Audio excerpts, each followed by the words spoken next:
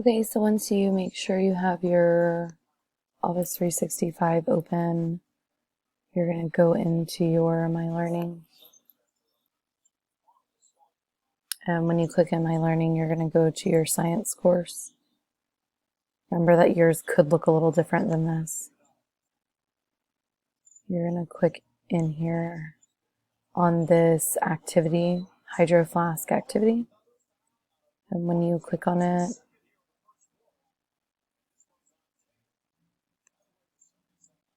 it should automatically download to your computer.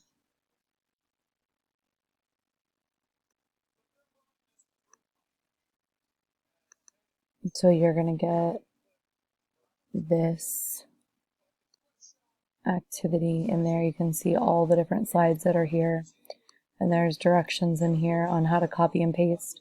So you're basically going to be making one that represents you. So there's all these awesome stickers that you can pick and choose from.